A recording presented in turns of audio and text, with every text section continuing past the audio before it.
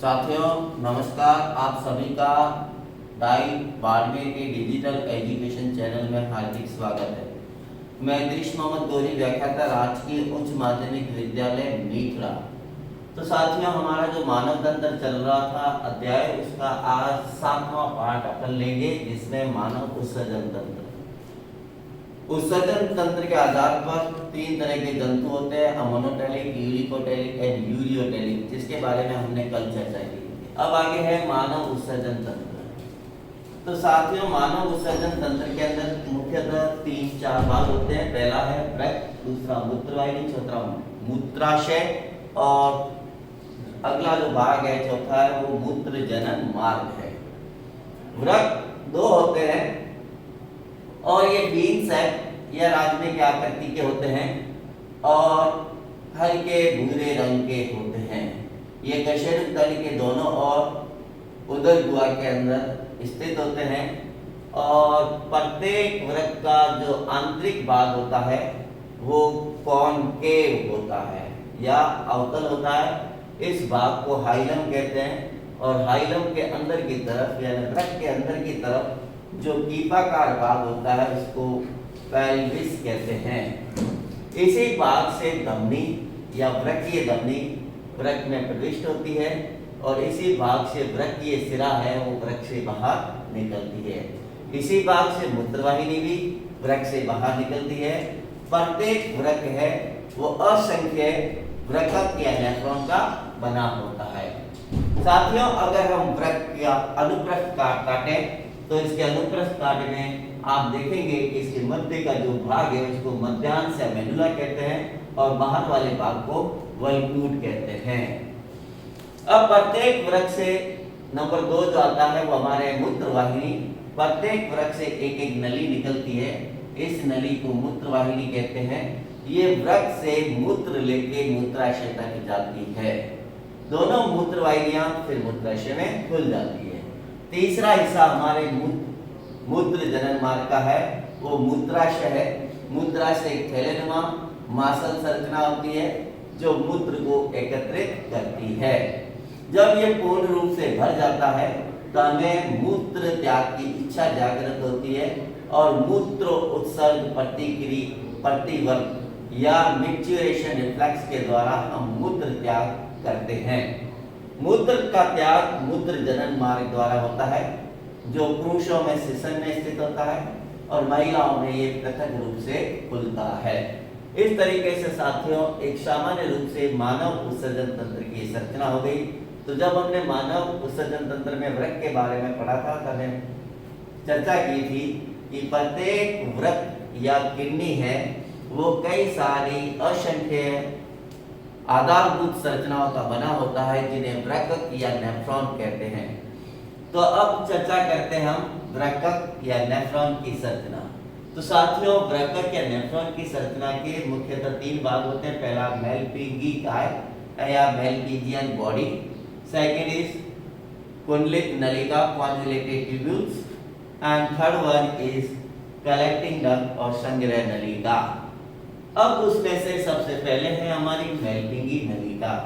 मेलपिंगी नलिका के 2 भाग होते हैं। पहला है बोवेन संपूर्ण, दूसरा है केशिका गुच्छ। बोवेन कैप्सूल एंड ग्लोमेरुलस, केशिका गुच्छ को इंग्लिश में कहते हैं ग्लोमेरुलस। तो ये सबसे पहले हमारा ये प्यालेनुमा भाग है, इसको लेते हैं बोवेन संपूर्ण। बोवेन संपूर्ण एक प्यालेनुमा संरचना होती है और इस प्यालेनुमा संरचना का दीवार है वो घनाकार उपकलाओं की एकल परत की बनी होती है और इसकी दीवार बहुत पतली होती है। साथियों, अगला भाग है केशिका गुच्छ। बोवेन संपूर्ण के अंदर रक्त केशिकाओं का एक सघन जाल होता है जिसे केशिका गुच्छ कहते हैं।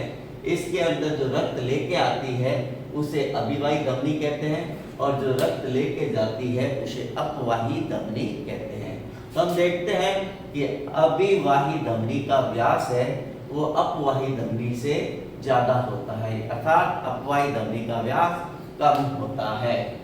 उसके बाद दूसरा भाग है कुंडलित नलिका। कुंडलित नलिका ये ऐसी नलिका है, मैंने एक प्रारूपिक चित्र बनाया है जो वास्तविक चित्र से भिन्न है। तो इस कुंडलित नलिका में जो बोमेन संपुट से जुड़ी हुई भुजा है जो नीचे की तरफ जाती है, उसे हम समीपस्थ कुंडलित नलिका कहते हैं। इंग्लिश में इसको प्रॉक्सिमल कॉन्वोल्यूटेड ट्यूबुल्स या शॉर्ट में पीसीटी कहते हैं। फिर दूसरा भाग है दूरस्थ कुंडलित नलिका। इस कुंडलित नलिका का दूर वाला हिस्सा जो संग्रह नलिका से जुड़ा होता है उसे दूरस्थ कुंडलित नलिका कहते हैं या डिस्टल कॉन्वोल्यूटेड ट्यूबुल्स कहते हैं। साथियों, इन दोनों के बीच के अंदर जो है कुंडलित नलिका का तीसरा भाग होता है, इसको हेनले का लूप कहते हैं।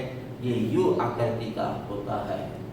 अब इस तरीके से हमारे दो हिस्से हो गए, मैल्पिजियन बॉडी एंड कॉन्वोल्यूटेड ट्यूबुल्स। तीसरा हिस्सा है संग्रह नलिका। कई सारे नेफ्रॉन, देखो यहाँ पर ये सब जगह नेफ्रॉन खुल रहे हैं। कई सारे नेफ्रॉन एक संग्रह नलिका में खुलते हैं और उस तरीके से कई सारी संग्रह नलिकाएं मिलके एक कॉमन डक्ट बना देती है। वो कॉमन डक्ट मिलके आगे जाके पल्विस में खुल के मूत्र वाहिनी बना देती है। अब साथियों, हम चर्चा करते हैं कि मूत्र कैसे बनता है। तो वृक्कीय धमनी के द्वारा रक्त वृक्क में आता है जो आगे जाके कई शाखाओं में और धमनिकाओं में बदल जाता है। उसमें से फिर आगे जाके शाखाएं बनती है, उन्हें कहते हैं अभिवाही धमनियां। ये अभिवाही धमनियां हैं वो प्रत्येक नेफ्रॉन में प्रविष्ट होती है। तो हम जानते हैं कि अभिवाही धमनी का व्यास अपवाही धमनी से ज्यादा होता है। तो रक्त है वो केशिका गुच्छ के अंदर अत्यधिक दाब के साथ चलता है। जैसे ही वो अत्यधिक दाब के साथ चलता है तो रक्त है वो केशिका गुच्छ की दीवारों से क्या हो जाता है, छन जाता है और छन के वो बोमेन संपुट में आ जाता है और इस क्रिया को हम कहते हैं परानिष्पंदन। तो मूत्र निर्माण की क्रिया के 3 चरण हैं, जिसमें से पहला है परानिष्पंदन, अर्थात केशिका गुच्छ की दीवारों से रक्त का छन के बोमेन संपुट में आ जाना। तो सारे उत्सर्जित पदार्थ और कुछ आवश्यक पदार्थ और जल छन के आ जाते हैं बोमेन संपुट के अंदर। इसको कहते हैं छनित्र, अब या फिल्ट्रेट कहते हैं इंग्लिश में। अब दूसरा हिस्सा है पुनः अवशोषण। जब ये छनित्र कुंडलित नलिका के विभिन्न भागों से गुजरता है तो इसमें से आवश्यक पदार्थ जैसे कि जल है, H2O, लवण है, ग्लूकोज है, ये सारी चीजें पुनः अवशोषित कर ली जाती है और इस प्रक्रिया को कहते हैं पुनः अवशोषण।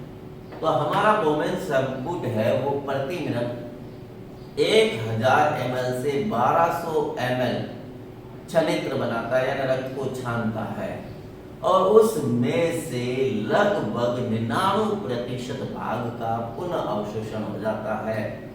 केवल उसमें अपशिष्ट पदार्थ जैसे यूरिया, यूरिक अम्ल वगैरह या हानिकारक लवण वो बच जाते हैं और थोड़ी मात्रा में जल, और ये सांद्रित मूत्र संग्रह नलिका में आ जाता है और यहाँ से होते हुए ये मूत्र वाहिनी से होते हुए मूत्राशय में पहुँच जाता है, जहाँ से इसे शरीर से त्याग दिया जाता है। तो साथियों, इसी के साथ हमारा ये मूत्र जनन तंत्र मानव का पूर्ण होता है। कल भी हमने चर्चा की थी, तो हमारे कुल उत्सर्जन का लगभग 80% भाग है वो वृक्क के द्वारा पूर्ण होता है। शेष भाग त्वचा से पसीना निकलता है, जिसके साथ अतिरिक्त जल, लवण, स्टेरॉइड्स, हाइड्रोकार्बन्स ये हमारे शरीर से बाहर निकलते हैं। इसके अलावा यकृत में पित्त लवण बनते हैं, बिलिरुबिन और बिलिरुबिन, जिसको छोटी आंत में डाल दिया जाता है और मल के साथ शरीर से त्याग दिए जाते हैं और फेफड़ों से CO2 निकलती रहती है। साथियों, अगर हमारा ये वीडियो आपको अच्छा लगे लाइक कीजिए, सब्सक्राइब कीजिए और आगे लोगों को भी शेयर कीजिए। कोरोना काल के अंदर हमारे पास यही एक स्टडी का पॉइंट है और उसी के अकॉर्डिंग हमें चलना है। तब तक के लिए धन्यवाद, थैंक यू।